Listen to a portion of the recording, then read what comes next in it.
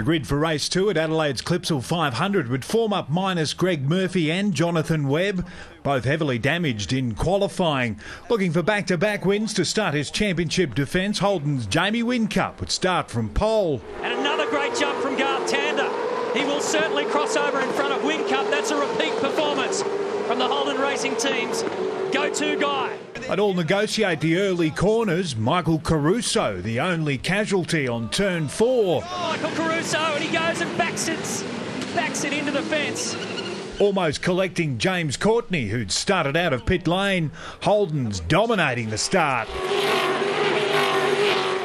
Whincup would bide his time, making his move on Tander on lap 8. It's a big dive. It's a huge dive. He managed to stop it just in time.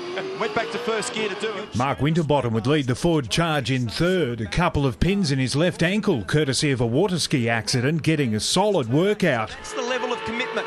240 kilometres an hour, a little break to wash about 30 k's off. Winterbottom would briefly inherit the lead as at 25 laps they'd all pit, most on a 3-stop strategy. Whincup on his way out would report a foreign sound. It's not terminal at this stage, so eyes forward.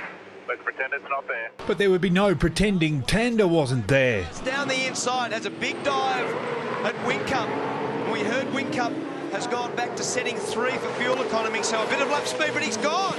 There's something wrong with Jamie's car there. It looked like a problem, but Whincup would stay out there from first to fourth. No point in bringing him in because he isn't that bad. We'd lose more, so we'll just see what the issue is and see if we can manage our way through. You never know what can happen. Tander was proving tough to pass at in front.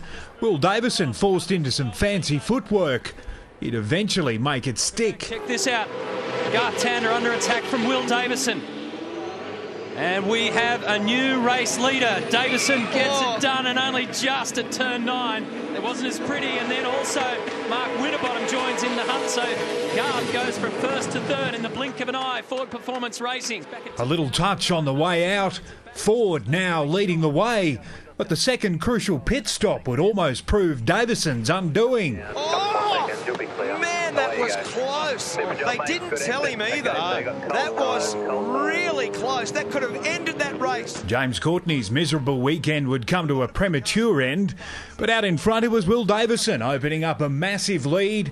He'd gambled with fuel strategy in race 1 on Saturday. There'd be none of that in race 2 today. Payback time for Ford. There's so much positive energy at Ford Performance Racing this year, and you watch them party like there's no tomorrow, and they've been waiting a long time. Lock the wheel. And it's a good thing that he's got a big gap, because he's going to celebrate coming around the final turn sideways. A breakthrough win for Will Davison. So a great day for Ford fans in Adelaide. Garth Tander would carry Holden into third, his second podium of the weekend. Jamie Whincup would never recover after losing the lead. Team Vodafone finishing off the dais, but the weekend belonged to Will Davison. Yeah, I think we did everything right yesterday, but what a perfect weekend, to be honest. My best mate wins yesterday, and I've come back and somehow got it today. It was an unbelievable race. David Murdoch, Big Pond Sport.